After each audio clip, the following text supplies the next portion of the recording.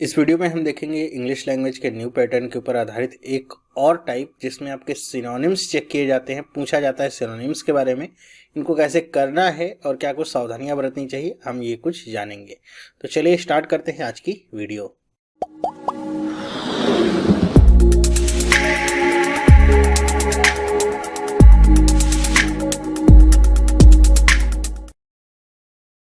Hello, मेरा नाम चंद्रहास है। स्टडी स्मार्ट में आपका स्वागत है। दोस्तों, इंग्लिश लैंग्वेज के न्यू पैटर्न के ऊपर आधारित ये 7वां पार्ट है जिसमें मैं सिनोनिम्स जो होते हैं उनके ऊपर आधारित एक वीडियो आपके लिए लेके आया हूँ।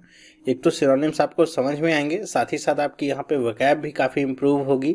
मतलब जो भी वर्ड्स होंगे मैं आपको उनके मतलब बताऊँगा, कैसे यूज होते हैं वो, तो आपको काफ़ी कुछ यहाँ पे सीखने को मिलेगा। तो देखिए क्वेश्चन क्या है, यहाँ पे लिखा हुआ है choose the word which is not a synonym for the given word. मतलब यहाँ पे आपको एक वर्ड दिया रहेगा, जैसे यहाँ पे दिया गया स्टिंगी। आपको यहाँ पे 4-5 ऑप्शंस मिलेंगे, आपको बताना है कि उसमें से कौन सा ऐसा वर्ड है जो जो गिवन वर्ड है इसका सिनोनिम नहीं है। ठीक है, तो ध्यान से पढ़िएगा क्या लिखा हुआ है, नॉट अ सिनोनिम। मतलब आपको सिनोनिम नहीं बताना, ये बताना है कौन सा उसमें से सिनोनिम नहीं है। तो ये जानने के लिए सबसे पहले तो आपको ये पता होना चाहिए कि जो गिवन वर्ड है उसका अर्थ क्या है, मतलब उसकी मीनिंग क्या है, ये आपको पता होनी चाहिए। ओके, दूसरी बात ये कि यहाँ पे जो और गिवन वर्ड्स हैं उनके भी मीनिंग्स आपको पता होनी चाहिए, या एक शब्द में अगर कहूँ तो आपकी वोकैब काफ़ी मजबूत होनी चाहिए, तभी आप ये कर पाएंगे। इसमें अगर थोड़ा सा भी आपको कन्फ्यूज़न होता है तो मैं कहूँगा कि उस क्वेश्चन को आप स्किप कर दीजिएगा। ठीक है, मतलब यहाँ पे तुक्का मारने वाली जैसी चीज़ अगर आप करेंगे तो काफ़ी नंबर यहाँ पे आप गंवा करके आएंगे। तो या तो अगर आपको अच्छे से पता है तो करिए, नहीं पता है तो उसे स्किप करिएगा, वरना क्या होगा कि यहाँ पे काफ़ी नंबर आपके कट जाएंगे, फिर आप बाद में जाकर के पछताएंगे, क्वेश्चन ना किया होता तो ज़्यादा बेहतर होता। ओके, तो यहाँ पे चलिए मैं पहला क्वेश्चन यहाँ पे लेता हूँ, क्या है स्टिंगी। अब एक क्वेश्चन होगा, इसमें आपको कई सारे अर्थ देखने को मिलेंगे। स्टिंगी का मतलब क्या होता है? स्टिंगी का अर्थ लिया जाता है कि अनजेनरस कहा जाता है, या फिर किसी के लिए यूज़ किया जाएगा जो कि कंजूस हो बहुत ज़्यादा, जिसे पैसे नहीं खर्च करने हैं, या फिर फूड के मामले में बहुत ज़्यादा कंजूस हो, तो उसके लिए आपका यूज़ वर्ड किया जाता है स्टिंगी। ठीक है, तो इसके हम सिनोनिम्स देखेंगे। पहला ए में क्या दिया गया ऑप्शन, एमिकेबल। एमिकेबल का मतलब क्या होता है? एमिकेबल मतलब होता है मित्रतापूर्वक। मतलब किसी के साथ रिलेशनशिप अगर आपको दिखानी है कि आप बताएंगे किसी के साथ आपकी रिलेशनशिप एमिकेबल है, मतलब कि बहुत ज़्यादा मित्रता है, कोई भी वहाँ पे झगड़ा नहीं है, कोई भी द्वेष नहीं है आप दोनों के बीच में, तो वो रिलेशनशिप कैसी होगी? एमिकेबल। तो पहला ऑप्शन जो आपको मिलता है, स्टिंगी का मतलब होता है कंजूस, एमिकेबल का मतलब मित्रवत, ठीक है, या मित्रता पूर्वक, यही आपस में अर्थ इनके अलग हैं। तो आपका ए वाला जो ऑप्शन है यही इसका सही आंसर होगा, इसको आप टिक करिए क्योंकि यही आपका सही ऑप्शन होने वाला है। बाकी और जो अर्थ हैं जैसे क्या है, इसको पढ़ते हैं पिंजूरियस। पिंजूरियस का मतलब क्या होगा? इसका मतलब होता है, इसका भी मतलब होता है कंजूस, या फिर हम कह सकते हैं कि जो फूड या मनी के तौर पे बहुत ही ज़्यादा कम खर्चीला होता है, उसके लिए टर्म यूज़ किया जाता है। ठीक उसी तरह क्या होता है पार्सिमोनियस। पार्सिमोनियस का भी मतलब क्या होता है? मितव्ययी, बहुत कम खर्च करने वाला। इकोनॉमिकल, उसके लिए भी आपका सेम अर्थ है। तो ये देख रहे हैं स्टिंगी के ही अर्थ में ये दोनों आ जाते हैं, लेकिन अगर आपको पता होगा तभी आप कर पाएंगे। फ्रूगल का मतलब क्या होता है? फ्रूगल का मतलब होता है ऐसे व्यक्ति से जो कि पैसा खर्च करने के हक में नहीं है। ठीक है, इन टर्म्स ऑफ फूड या मनी जो भी कह लीजिए, एकदम कंजूसी पूर्वक को जीवन व्यतीत करता है, तो वो होता है फ्रूगल। ठीक है, तो तीनों सेम अर्थ में है, जैसा स्टिंगी आपका यूज होता है, लेकिन एमिकेबल जो आपका है ये क्या है? एकदम अलग अर्थ में। इसका मतलब क्या होता है? मित्रवत। ठीक है, मतलब जहाँ पे कोई भी डिस्कॉर्ड ना हो, कोई भी झगड़ा लड़ाई ना हो, बहुत ही फ्रेंडली रिलेशनशिप हो, तो उसके लिए वर्ड यूज होता है एमिकेबल। तो स्टिंगी के 3 सिनोनिम्स भी आप जान करके रखिए, कहीं पर भी यूज करना हो या कहीं भी लिखे हुए आते हैं तो आपको ये पता होने चाहिए इनके अर्थ क्या होते हैं। इन सब का मतलब क्या होता है? मितव्ययी, इकोनॉमिकल, या फिर कंजूसी आप कह सकते हैं, उससे रिलेटेड इनके अर्थ हैं। ठीक है, तो यहाँ से आपको ये पता चलता है, साथ ही साथ ये जो अलग ऑप्शन है इसके बारे में भी पता चलता है। तो बहुत इंपॉर्टेंट है। इस तरह के अगर मैं वीडियो बनाता हूं, अगर आप लोगों को पसंद आते हैं, 7 से 8 अगर आपको वीडियो में देता हूं इस तरीके से, तो आपको कम से कम कुछ नहीं तो 200-250 वर्ड्स ऐसे तैयार हो जाते हैं। तो काफ़ी हेल्प मिलेगी आपको एग्जाम में। आजकल जो एग्जाम हो रहा है इंग्लिश लैंग्वेज का, वो वोकैब पे बहुत ज़्यादा फोकस्ड है, बहुत ज़्यादा। हर एक जगह पे आप देखेंगे तो आपको वोकैब चेक की जाती है। वोकैब के टर्म में आपका सिनोनिम एंटोनिम तो आ ही जाता है, वन वर्ड सब्स्टिट्यूशन आ जाता है, आइडम फ्रेजेज आ जाते हैं, सब कुछ आपका चेक किया जाता है, ठीक है। तो बहुत ज़्यादा फोकस्ड है आपका अब ये जो पार्ट है, तो आपको वोकेबलरी बहुत ज़्यादा इंप्रूव करने की जरूरत पड़ेगी।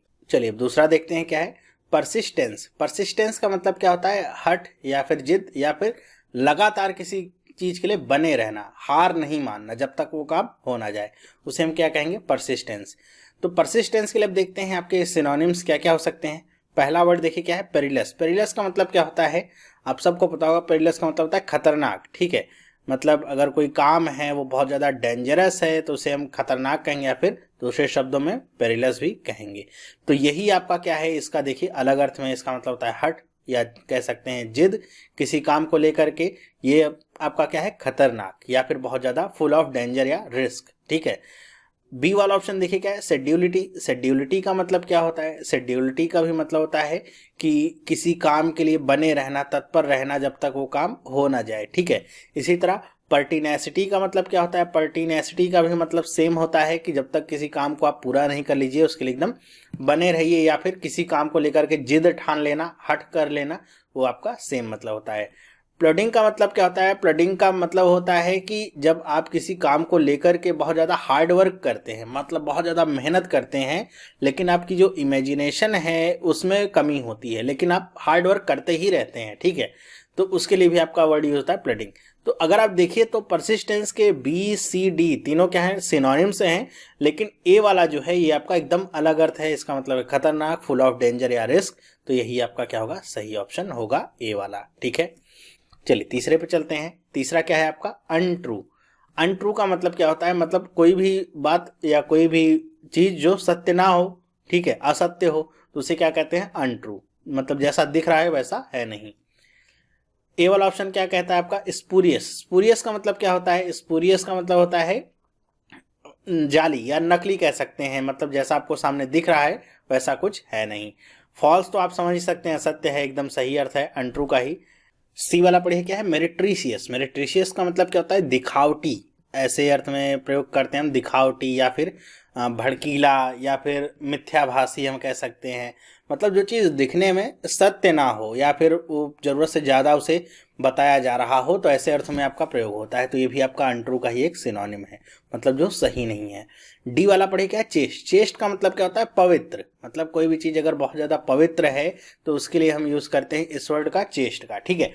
तो यहाँ पे अगर मैं सिनोनिम्स की बात करूँ तो ए वाला ऑप्शन आपका सही है, बी वाला ऑप्शन आपका सही है, और सी वाला ऑप्शन भी आपका सही है। डी वाला ऑप्शन देखिए क्या है, इसका मतलब क्या है, पवित्र। यहाँ पे अनट्रू का मतलब असत्य से है, लेकिन डी वाला ऑप्शन आपके पवित्रता की बात करता है, शालीनता की बात करता है। तो ये वाला ऑप्शन आपका क्या है, गलत है, ठीक है। मतलब इसके सिनोनिम में ये फिट नहीं होता है, तो ऑप्शन के तौर पे आपको डी वाला ही टिक करना होगा। नेक्स्ट बढ़ते हैं, हम चौथे पे आते हैं। यहाँ पे क्या है, रिलैक्स। रिलैक्स का मतलब आप समझ सकते हैं आराम से होता है। रेस्ट सिनोनिम है, ये तो बताने की जरूरत नहीं है। अनवाइंड। अनवाइंड देखिए यहाँ पे कुछ लोगों को कंफ्यूजन हो सकती है। अनवाइंड का एक तो मतलब होता है किसी भी चीज को खोलना, ठीक है, अगर कोई चीज बंधी हो, रैप्ड हो, तो अनवाइंड करना, खोलना। दूसरा अर्थ इसका रिलैक्स होता है, इस बात को भी आप जान करके रख लीजिए। मतलब आराम करना, जैसे आप बहुत कई देर से काम कर रहे हैं, आप 7-8 घंटे काम कर रहे हैं लगातार, सर्टेन टाइम ऑफ पीरियड के बाद आप आराम करते हैं, तो उसे क्या कहा जाता है, अनवाइंड, ठीक है। तो ये भी आपका अर्थ होता है। जिनको नहीं पता हो अनवाइंड को लगा के चले आएंगे ऑप्शन के तौर पे, जबकि ये क्या है, सही है, इसका सिनोनिम है। इसलिए कह रहा हूँ कि इस तरह की वीडियोस जब आप देखेंगे तो आपको बहुत सारे नए शब्द सीखने को मिलेंगे। ईज का मतलब क्या होता है, ईज का मतलब होगा आराम देना या फिर आराम, ऐसे भी कह सकते हैं। तो ये भी आपका सेम अर्थ में ही है, आराम, ठीक है।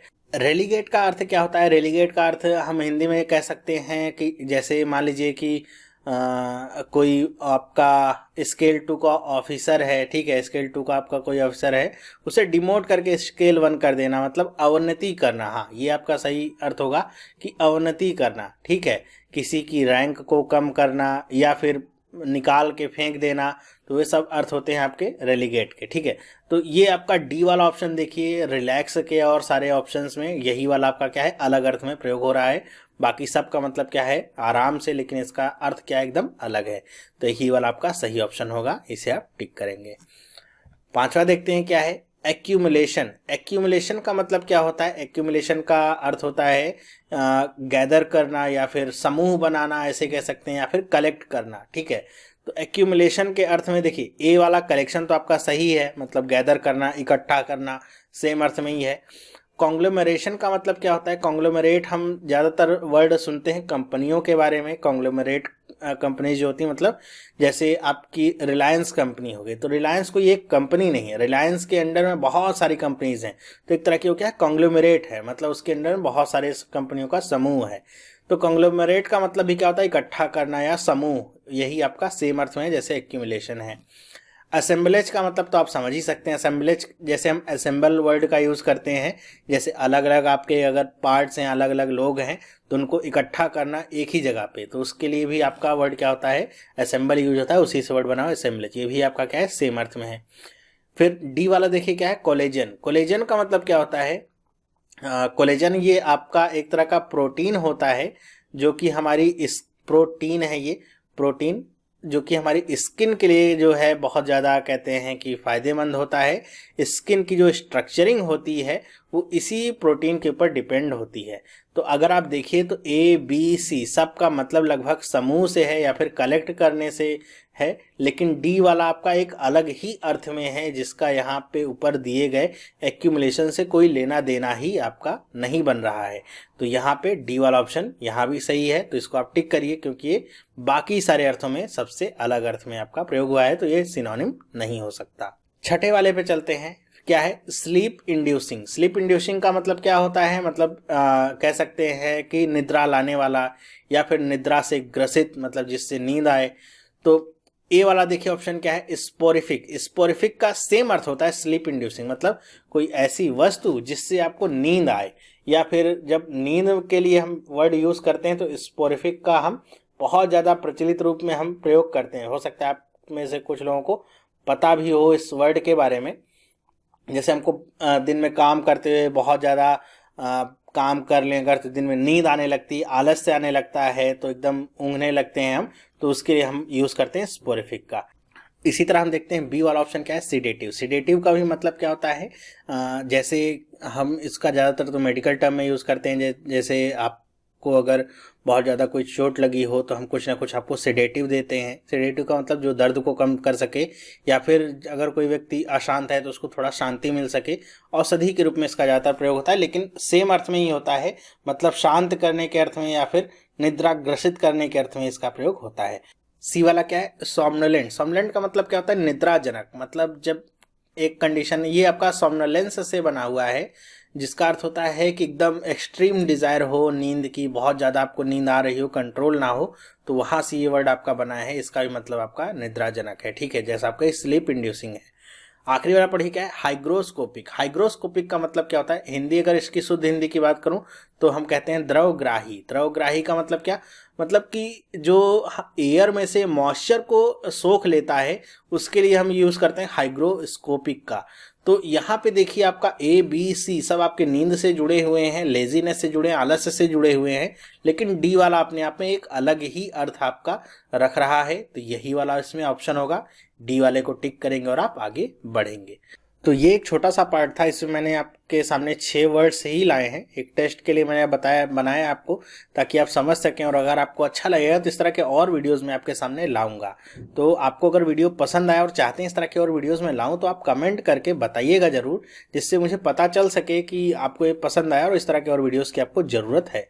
क्योंकि ध्यान रखिए, अब आगे आने वाला जो एग्ज़ाम है वो आपके वोकैब पे ही आपका बेस्ड होगा। वोकैबलरी जितनी स्ट्रांग होगी उतना ही अच्छा आप इंग्लिश में कर पाएंगे।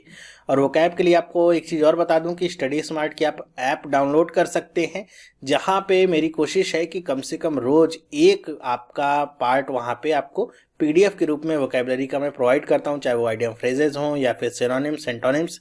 आपको कम से कम रोज एक पार्ट जिसमें 10 से 15 वर्ड्स रहते हैं वो मिल जाता है, तो वहां से भी आप पढ़ सकते हैं।